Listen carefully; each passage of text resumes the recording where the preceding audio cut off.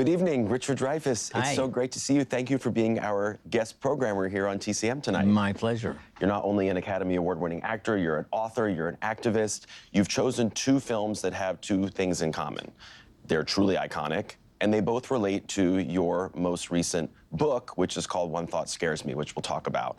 The first film up tonight from 1939, Hollywood's Greatest Year, Mr. Smith Goes to Washington, a seminal Frank Capra film starring Jimmy Stewart and Jean Arthur.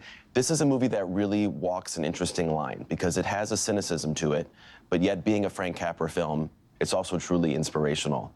What do you like so much about it? Is it that mixture? I think if I had to parse why I love the movie, it comes down to what you just said. But in those days, you could be sentimental and love your country and love, period. And all of that is totally acceptable. And we didn't get cynical until after the war. And so when Mr. Smith came out, it had an effect that was shocking to any film audience now. The big surprise for me was to find out that the Washington Press Corps hated the film because they were telling the truth. Right. It was considered anti-democratic, anti-American by some. Well, it was considered anti-press because they were all portrayed as drunks. Right. Might be some truth to that. Is Jimmy Stewart a role model for you? Jimmy Stewart is a role model for America, and that's really his import, is that he was so clear and vivid as a stand-in for America itself. Before the war, he was the most innocent, the most naive, and he was America. And there's a scene in the film where he meets Claude Rains' daughter for the first time, and he doesn't know what to do with his hat. And it's hysterically funny and awkward and perfectly American. And then he went off to war. And Jimmy Stewart was a patriot, and he was a serious soldier. And he joined the Air Force and was a pilot. And when he came home, he was a different guy. He, more than anyone, I think, personified America as it grew up. And you got the chance to speak about him in front of him once? I was asked to speak at a tribute to him at the Waldorf Astoria in Hollywood. And his family was there. There were 2,000 people there.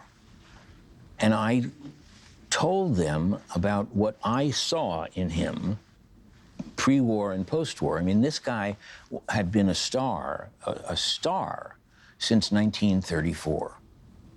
That's early. And he and Fonda, as roommates and best friends, came into Hollywood and took over. And their politics were completely different, and their friendship was completely real. And it's something to remember. You know, that's one of the hardest things to realize, is how deeply we have changed in that way. We hate one another as opposed to accepting the opposing views of your friends. And when I spoke that day, I talked about his innocence before the war, and then at the end of the speech, and I knew I'd hit a good one, you know, I hit a home run. His daughters came running up to me, and they said, "Our dad can't talk to you now because he's crying, but he wanted you to know that he never knew that anyone had watched him that closely," which astonished me because I thought, that's why we do this, you know. But he had no idea. And he wrote that to me in a little note, which I have on my wall. And I am more proud of that note than anything. Well, why don't we watch Jimmy in maybe one of his best performances, shall we? Oh, yeah. Here it is from 1939, Mr. Smith Goes to Washington. And I'm back with Richard Dreyfuss, who selected Mr. Smith Goes to Washington for us tonight. And it's exciting to watch this film because Jimmy Stewart's character, Jefferson Smith, is already a public servant, but you see his political awakening in this movie, right? I think that's one of the things that's so interesting about the portrayal. He reminds us that the beginning impulse for politics is serving the community. You don't ever have to know whether he's a Democrat or a Republican, a conservative or liberal, or what state he's from. You only know that he's from, in a sense, the interior. And the West, as they say. Right. And what's important is that politics is vulnerable to corruption, and you got to watch out for that. And the Claude Rains character is a character that everyone thinks is as honorable on that day as he was 40 years earlier, and discovering that film is discovering his corruption. And it's very important that Americans see this as these are the guys that work for us, not the other way around. So your activism really centers on the importance of civics education amongst young people. That's what your most recent book is about, Yes. One Thought Scares Me. I never took civics as a kid. It wasn't in my school. So I actually went online. I wanted to know exactly what civics meant. And it's learning about the rights and obligations of being a citizen in a society.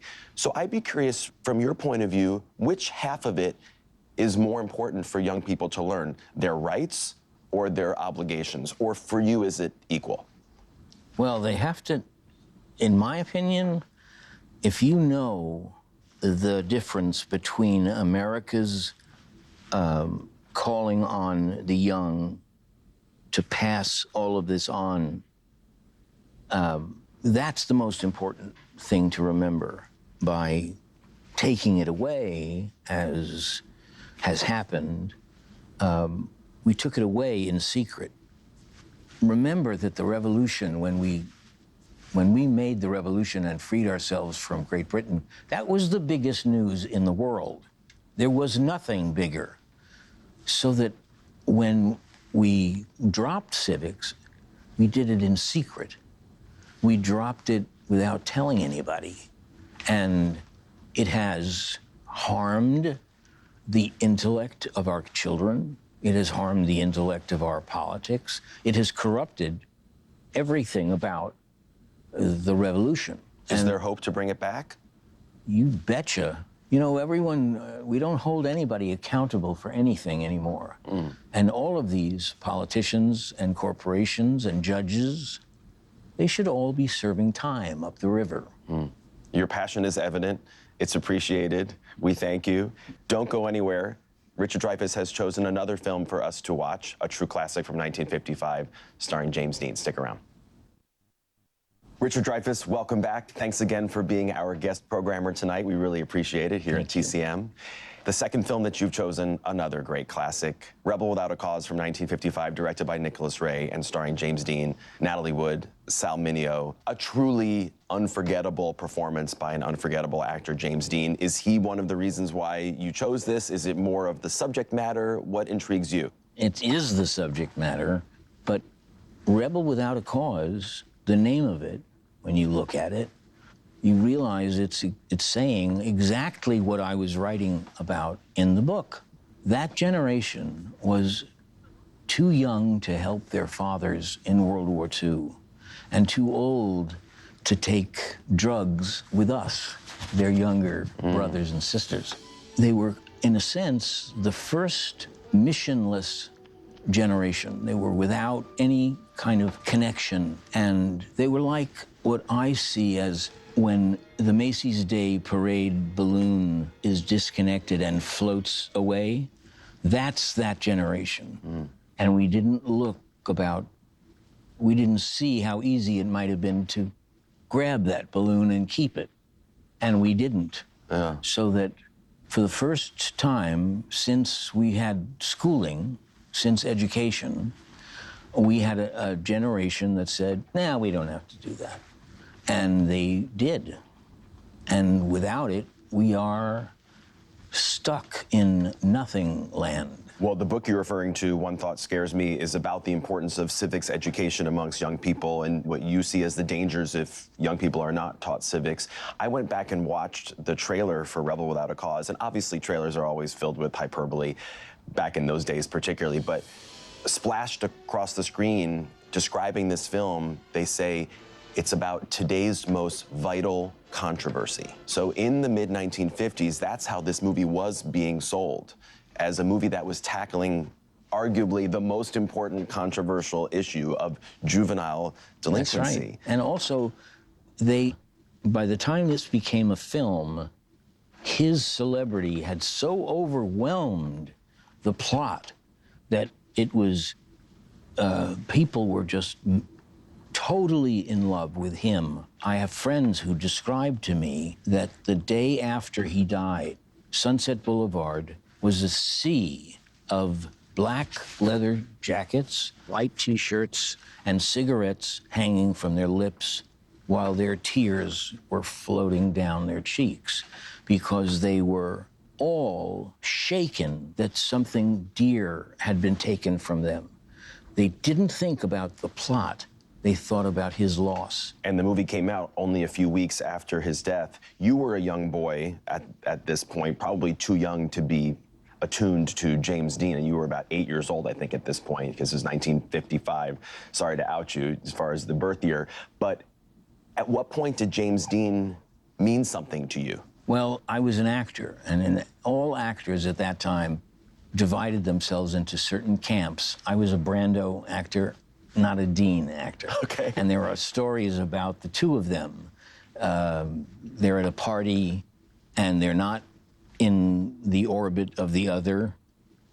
And then as Brando was leaving, he turned to Dean and he said, "When are you gonna stop wearing my old clothes?" So I was a Brando guy, and Dean was too mannered for me. I say in the book, if he hadn't died and he had stayed as a great acting career in film in America, what would he have done? What would he have been concerned about? But he, had he lived, might very well have said, let's continue this story. Because you couldn't say that that whole generation were a bunch of juvenile delinquents. They weren't.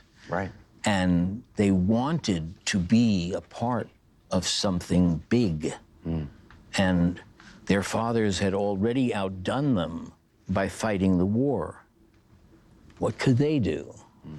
And it's a question that I think, I prefer to think that they would have done the right thing and brought it back, brought civics and the study of the Constitution and the Bill of Rights and all of that back up close. And they would never have drifted as far as they did. Well, we'll talk more about the movie and all these topics after the film, but here it is from 1955, James Dean in Rebel Without a Cause. And I'm back with Richard Dreyfuss to talk a little bit more about Rebel Without a Cause. This is a film that so magically captures a moment in time in the mid-1950s, but yet it is still relevant today. What do you think these characters and this story from almost 70 years ago now can tell us about a younger generation today? Well, actually, it says very clearly that we are obligated to maintain an enormous, respectful influence on the part of the Constitution and the Bill of Rights. We walked around, our public walked around with a knowledge of their rights and freedoms and obligations. Everyone, unlike any other country, who basically had to be reminded of what they were all about. We didn't until that generation happened. And it's really one thing that everyone agreed on, whether you were a conservative or a liberal, you agreed that the public was we the people. We the people was the sovereign power in this country, and they knew it and they pursued it. And so when they first had a chance to actually be political, it was on school boards. And the first thing they did was to stop teaching the Constitution and the Bill of Rights. A particularly stupid decision. The subtitle of your book, One Thought Scares Me, is "We teach our children what we wish them to know. We don't teach our children what we don't wish them to know." That's the thought that scares you? Yep. Can you elaborate on that for me? Yeah, I think that it's clear as day now that we don't want our kids to walk around with a working knowledge of their sovereign power. We tell them at the very beginning, in the tale of the birth of America, that they have attained the power of the sovereign, the power of the monarch, and they have that. But they don't have it unless they're taught about it. They don't have it unless they're shown how to make it work. And that's what we stopped doing completely. And that's too bad. So you're saying we should want them to know these Oh, things, yes, right? absolutely. Both. It's the one thing right now in a country that is so divided that we take for granted that we hate one another. We should take for granted that opposing views are to be cherished, are to be applauded. Richard, thank you again for being here with me all night. It's been fascinating to talk to you. The book is called One Thought Scares Me. Richard Dreyfuss, thank you very much. Thank you. And stay tuned, because coming up next on TCM is another classic film, as always, uncut and commercial-free. Don't go anywhere.